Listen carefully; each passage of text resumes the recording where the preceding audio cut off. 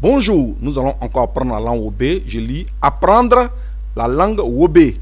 Saison numéro 1, leçon 17, conjugaison du verbe dormir. Voici manifestement une belle dame qui dort. Nous allons aujourd'hui conjuguer le verbe dormir. Plus un bonus, le bonus c'est exprimer un vœu. Je vais vous apprendre aussi à exprimer un vœu en langue Wobé. C'est la couverture. Nous allons donc démarrer. Livre de lecture CP2 en Côte d'Ivoire dans les années 2000. Leçon 17. Je rappelle que j'enseigne la langue Wobé sur TikTok et sur YouTube depuis un certain temps. 1. J'observe le dessin pour lire la phrase clé. Nous sommes aujourd'hui dans la leçon 17. 1. J'observe le dessin pour lire la phrase clé. Voici un dessin. On l'observe pour lire la phrase qui est à l'étude. Alors, à partir de cette phrase qui est à l'étude, qu'on appelle la phrase clé, l'enseignant réalise un dessin qui illustre bien cette phrase. À partir de cette même phrase, l'enseignant fait le reste du cours. Nous allons suivre ce procédé pour enseigner la langue Wobé. C'est un prétexte pour enseigner la langue Wobé.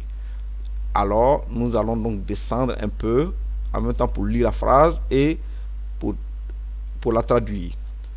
Kadi dort sous une moustiquaire. Je lis donc la phrase qui est à l'étude. Kadi dort sous une moustiquaire. Kadi dort sous une moustiquaire. Donc, en langue Wobé, on dit Kadi nie nyon ba et Sangue son. Je reprends. Kadi nie nyon pa et sangue son. Traduisons mot à mot la phrase Kadi dort sous une moustiquaire. En français, Kadi.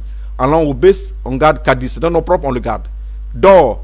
En langue Wobé, on dit nie nyon pa. L'action est en cours, donc on met nie. Sous, en langue Wobé, on dit et, son. L'objet sur lequel on dort, on met ça au milieu, c'est pour ça qu'il met point.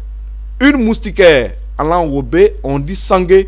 Je rappelle que les Wobé et les guérés ne disent pas certains déterminants tels que un, une, lorsqu'on les utilise comme déterminant, évidemment, mais ils le font quand ça désigne un adjectif numéral cardinal, tel que 1, 2, voilà, mais pas comme déterminant. Donc, une moustiquaire, il dit simplement sangue, voilà.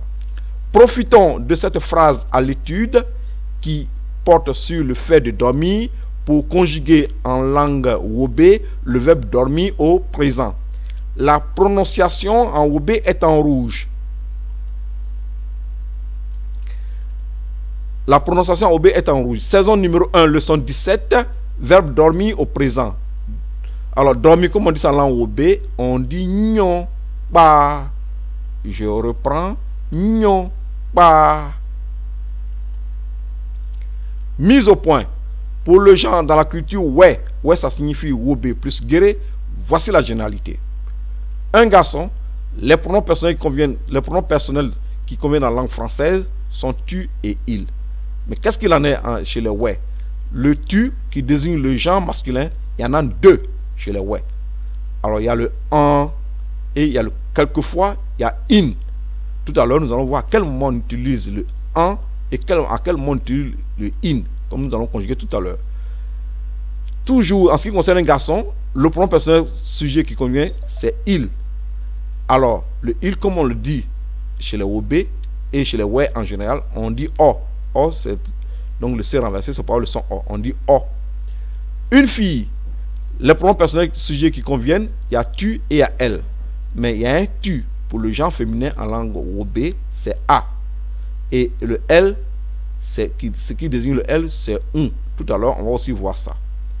Alors, je précise cela parce que chez les ouais, il y a un problème chez les ouais, c'est-à-dire les Wobé plus les guéris, il y a un problème de réincarnation. Pour mon cours, j'entends par généralité, en un garçon, c'est réincarner un garçon. En une fille, c'est réincarner une fille. Troisième point, un animal, une chose, un esprit, un masque, un numéro, race, les pronoms personnels qui conviennent, le pronom personnel sujet qui convient, c'est il, elle. Quand c'est un objet, c'est ça. Chez les ouais, le pronom personnel sujet qui convient, c'est est. Cette mise au point étant faite, nous allons démarrer à proprement dit le cours du jour.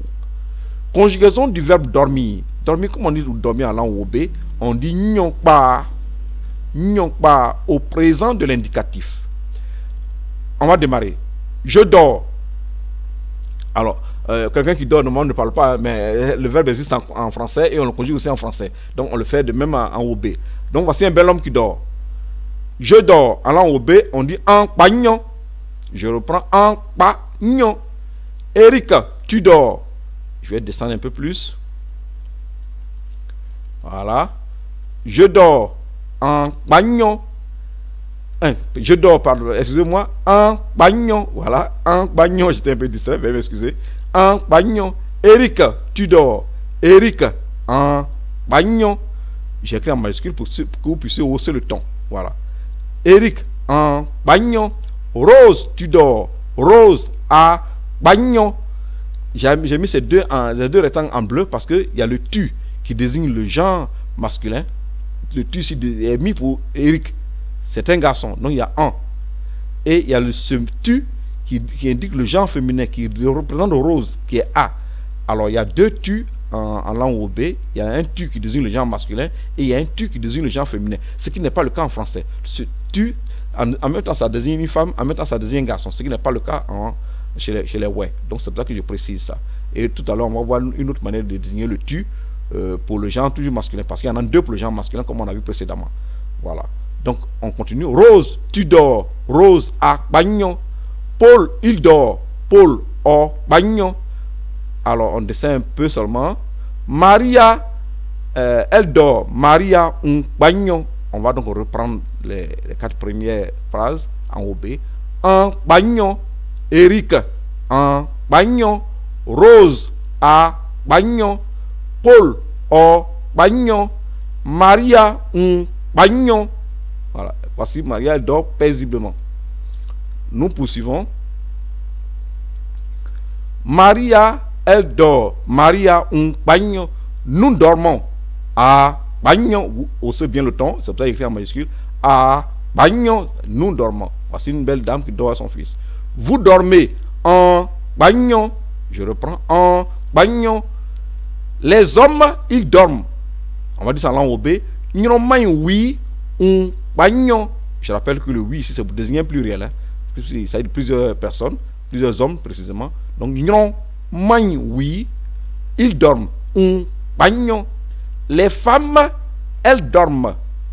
Oui, un bagnon. Je rappelle que le O avec accent circonflexe, il faut le prononcer comme il est recommandé en français, comme dans hôpital, c'est un O fermé. Il ne faut pas le prononcer comme en Côte d'Ivoire, nous le faisons. Voilà. Alors, oui, un bagnon. Nous avançons avec la deuxième conjugaison. Je remonte un peu. Voilà.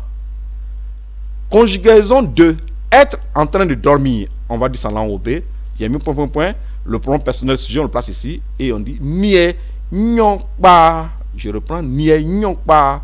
On va conjuguer ça au présent de l'indicatif. Voici une belle dame. Hein? Elle, qu'est-ce qu'elle dit? Je suis en train de dormir. On va dire ça en langue OB. On dit in, nie, nyon, pa. Eric, tu es en train de dormir. On va dire ça en langue OB. Eric, in, nie, nyon, pa. Rose, tu es en train de dormir. Rose, a, nie, nyon, pa. Je voudrais rappeler que pour les deux rectangles qui sont en bleu, qu'il y a le tu qui désigne le genre masculin. Tout à l'heure, on a vu que c'était un, mais pour cette conjugaison-là, c'est in. Ça change. Donc, il y a deux pour le genre masculin. Donc, ici, c'est in. Donc, Eric, c'est un garçon. Donc, le tu, il y a le tu du genre masculin, il y a le tu du genre féminin. Donc, il faudra faire attention. Donc, tu es en train de dormir. In, n'y pas. Voilà. Mais Rose, c'est une femme. Le tu qui est là, il est mis pour Rose. Chez les ouais, il y a une autre façon de désigner le tu féminin. C'est A. Donc, on va donc reprendre, puisque maintenant vous avez compris. In, n'y pas. Ça veut dire, je suis en train de dormir. Eric, in, n'y pas. Ça veut dire, Eric, tu es en train de dormir. Rose, a, n'y pas. Ça veut dire, Rose, tu es en train de dormir. Nous poursuivons. Paul, il est en train de dormir. Paul, on n'y pas. Maria, elle est en train de dormir. Maria, on n'y pas. C'est un beau bébé qui dort. Hein? Voilà. Maria, on n'y pas. Nous sommes en train de dormir. Voici plusieurs jeunes qui dorment. Nous sommes en train de dormir. Comme on dit ça en langue OB, on dit ah, n'y pas. Vous haussez le ton ici. C'est pour ça que j'écris en majuscule. Ah, n'y pas. Vous êtes en train de dormir. Comme on dit ça en langue OB, on dit en, nie nyokpa. Je reprends. En nie nyokpa. On va terminer. Les hommes, ils sont en train de dormir. On va dire ça en langue obé. Nyonomai oui. On nie nyokpa. Les femmes, elles sont en train de dormir. En langue obé, on dit nyokpa oui. On nie nyokpa. Nous passons à notre bonus. Alors, le bonus, exprimer un vœu. Je dis, je veux. Je dis, je veux manger. En langue obé, on dit ina, inye daddy. Dit, c'est manger. Voici un jeune homme, il a sa cuillère, sa fourchette, il veut manger. Il attend, son assiette est vide. Donc, ina, inye daddy. Je dis, je veux manger du riz. Attention, cette fois-ci, il veut manger du riz, hein, c'est bien précis. Comment on dit ça en langue obé? Je dis, je veux manger du riz. Comment on dit ça en langue obé? On dit ina, inye kodi. Je reprends. Ina, inye kodi. Ko, c'est le riz. Di, ça veut dire manger. Alors, ce riz-là, on appelle le riz gras en Côte d'Ivoire. Voilà. Inye kodi. Ko, c'est le riz. Di, c'est manger. Je dis, je veux dormir. Donc, on va à la troisième ligne maintenant. Je dis, je veux dormir. Alors, manifestement, un homme qui montre le signe, hein, qui veut dormir. On va dire ça en langue obé. Inna, inye nyokpa. Je reprends. Inna, inye nyokpa. Nous poursuivons. Je dis, je veux parler. En langue obé, on dit inna, inye oulou. Voici une belle dame qui veut parler. Manifestement, son fiancé refuse peut-être de l'écouter. Hein.